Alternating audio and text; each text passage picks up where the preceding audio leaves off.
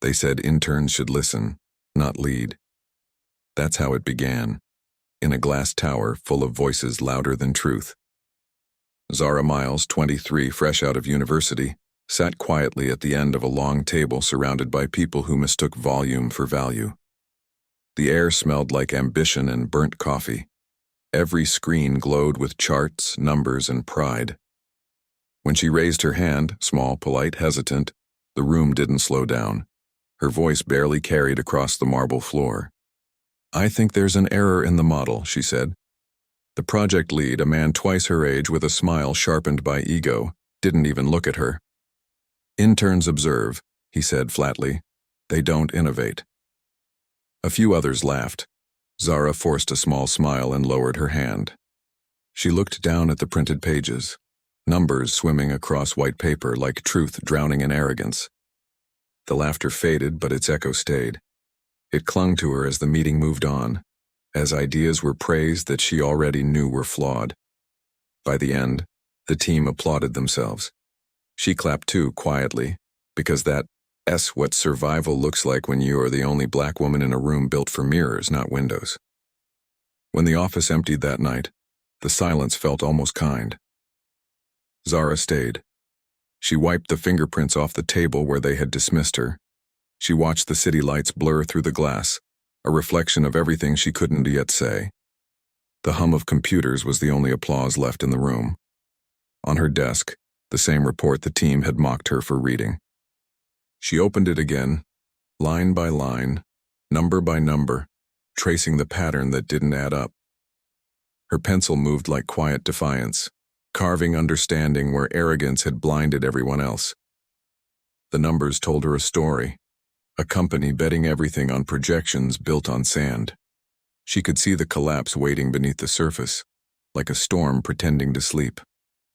Zara bit her lip, the soft click of a key the only sound breaking the still air. She wasn't angry anymore. Anger was loud, and loudness was their language. She had something better, patience. She highlighted errors, corrected formulas, and saved the file to a private folder. Her heart beat fast, but her hands stayed steady. She knew she couldn't confront them. Not yet. They wouldn't hear her voice, but they would feel her work. In that moment, something shifted. Not in the room, not even in the company, but in her. That quiet resolve that rises only when you've been told to sit down too many times. She looked at the skyline again, the endless city shining like promise and indifference. Somewhere behind one of those lights, people like her were told they were lucky just to be in the room. Zara smiled faintly. She wasn't lucky. She was ready. As she packed her bag, the echo of the earlier insult repeated in her mind. "Interns observe, they don't innovate." She whispered to herself, barely audible. "Then maybe they should start observing me." She turned off the monitor, the last light in the room fading behind her. The corridor was empty, her reflection long and quiet on the glass. The night guard nodded as she passed. He'd seen her leave late too many times to ask why. In the elevator, she pressed the ground floor and exhaled for the first time that day. Somewhere above, the people who laughed at her were already asleep, dreaming of success they hadn't earned. And somewhere inside her, a different kind of dream took shape. Not revenge, not validation, but clarity. She didn't need to prove them wrong yet. She just needed to be right when it mattered. And when that moment came, when the truth finally surfaced, she would be ready. Not to shout, not to fight, but to let the numbers speak for her. Because sometimes power doesn't roar. Sometimes it waits in silence, disguised as an intern holding the blueprint to the future. The office was silent, hollow, and cold. The kind of silence that only exists when everyone believes the day is done. But for Zara, the night had just begun. The hum of the fluorescent lights mixed with the faint buzz of her computer screen, casting pale blue light across her face. Her reflection in the monitor looked like a ghost, but a ghost that refused to disappear. The spreadsheets glowed before her, endless columns of numbers that no one else cared to understand. They had dismissed her, laughed when she spoke up in meetings, and called her the intern who asks too many questions. Yet now, those same questions echoed in her mind, sharper, clearer, alive. She leaned forward, eyes narrowing at a financial projection graph that climbed too fast. Impossibly fast. It was wrong. The numbers lied. And in that lie, she saw the company's future collapsing. Millions would be lost. People would be fired. And the same executives who mocked her would blame someone else. Someone like her. Zara took a slow breath. She didn't tell anyone. She didn't storm into offices or demand attention. She just started typing. The rhythm of her fingers against the keyboard filled the room, soft but relentless, a heartbeat of focus. Line by line, she rewrote their assumptions, rebuilt their models, and rerouted the entire trajectory of the project. Her hands moved with quiet precision, not for revenge, but for truth. The monitor's glow caught the curve of her jaw, the flicker of her determined eyes. Around her, the city outside slept, towers of light fading one by one, but she stayed. Every calculation, every adjustment carried purpose.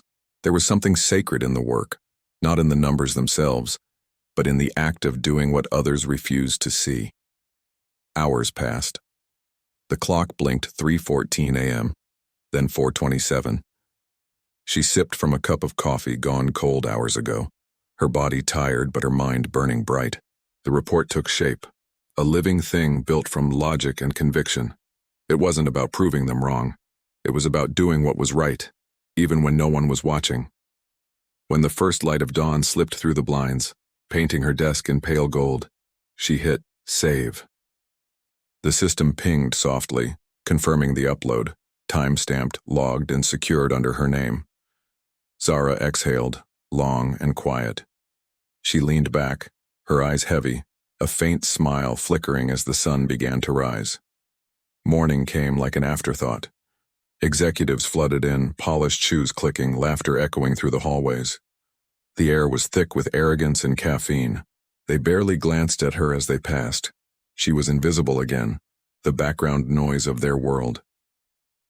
"We're taking the report to investors," Mr. Collins said, grabbing the printed folder from the desk without looking up. He didn't notice that it wasn't the same document. He didn't notice the subtle changes in figures, the recalculated forecasts, the protective clauses. He didn't notice her initials in the digital signature. None of them did. They just walked out believing the victory was theirs. Zara watched from her desk as the elevator doors closed behind them. Her reflection shimmered faintly in the glass. She wasn't smiling, not really, but there was something steadier, deeper, a quiet knowing. Hours later, as the board meeting unfolded, the report she'd rewritten began to speak louder than any voice in the room. The projections made sense. The investors nodded. The questions she once raised in silence now became the company's salvation, and all the while she sat at her small desk in the corner of the open office, invisible again, listening to the distant sound of praise that would never reach her name. At least, not yet. But that didn't matter. Because deep down, she knew the truth. Her silence had spoken. Her intellect had turned into armor, and for the first time, she realized power didn't always roar. Sometimes it whispered through keystrokes and logic, through patience and precision. The office buzzed with renewed energy as the news spread. The report saved the deal. Collins nailed it. The investors are thrilled. And still, Zara said nothing.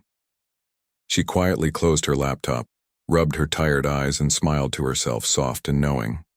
In that moment, she wasn't just the intern anymore. She was the author of their success, the unseen architect of their future. The hum of the monitor faded and the light from the sunrise filled the room completely. Zara stood, stretching her aching shoulders, her reflection catching once more in the glass walls around her. Calm, certain, radiant in the quiet glow of a victory no one yet understood. She whispered under her breath, not to anyone in particular, but to the room itself, to the silence that had become her companion. "They'll see it one day." And as she turned off the monitor, the screen went black, leaving behind only her reflection, a woman who rewrote not just a report, but her place in the world. The conference room was filled with the sound of polite applause, the kind that starts small, then swells into something that feels like approval, success, victory. The investors stood smiling, shaking hands, congratulating one another as if they had just witnessed brilliance unfold. The presentation had ended. Charts glowed on the big screen, numbers rising in perfect harmony, projections that made everyone in that glass-walled room feel like visionaries. And at the head of the table, Mr. Collins stood tall, soaking in the attention. Cameras flashed, microphones hovered. He smiled, that polished, corporate kind of smile that says, "I planned this." Behind him, Zara sat quietly in the second row, hands folded on her lap, her ID badge catching the morning light. No one was looking at her. They never did. Not until the question came. A journalist, sharp-eyed and curious, leaned forward. "Brilliant revision," she said, "but I'm curious, who authored this update?" For a second there was confusion.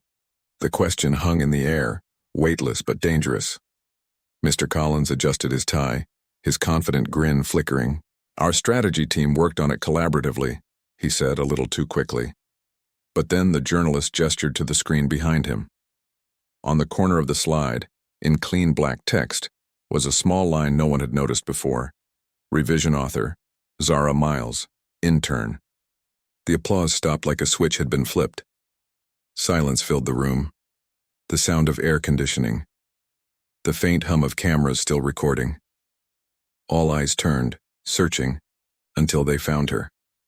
The young woman sitting quietly near the back. Zara didn't flinch. She didn't stand. She didn't need to.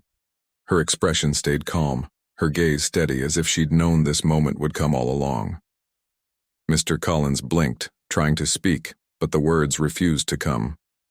He looked back at the screen. Her name still there, undeniable, immovable. "Is this correct?" the journalist pressed. "An intern wrote the strategic revision that secured the investment?" The investors exchanged glances. One of them, an older man with silver hair, leaned forward. "Well," he said slowly, "whoever wrote it saved this company millions." Another investor nodded. "Impressive work." Mr. Collins's face tightened. The cameras caught everything, the smile fading, the pride draining. He turned toward Zara, his voice suddenly strained. You didn't have authorization to make those edits."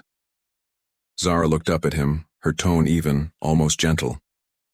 No one else was staying late enough to notice the mistakes. The investors murmured. One of them actually smiled. "Seems like you need more people who notice mistakes," he said.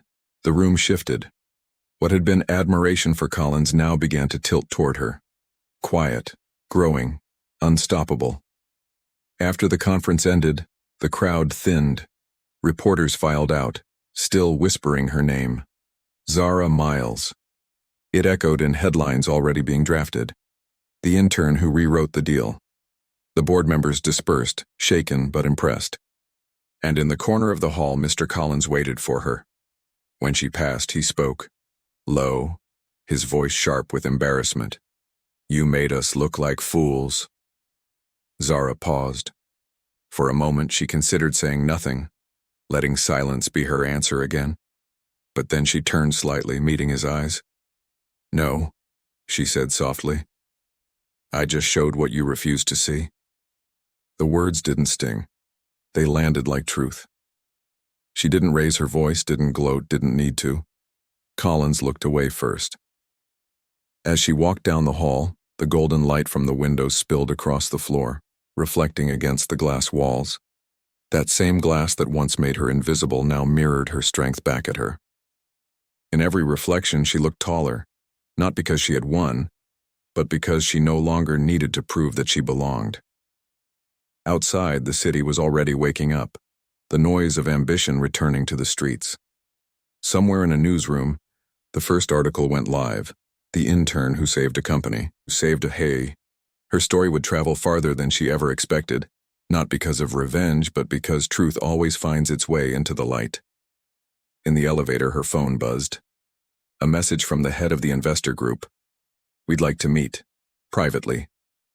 Zara smiled, a quiet exhale leaving her lips. It wasn't triumph she felt. It was clarity, the kind that comes when the world finally sees you exactly as you are. She stepped out into the sunlight, her reflection fading behind her as new doors began to open ahead. Because sometimes recognition doesn't arrive with noise or fanfare. Sometimes it comes wrapped in silence, the kind that doesn't beg to be heard but simply stands and waits to be seen.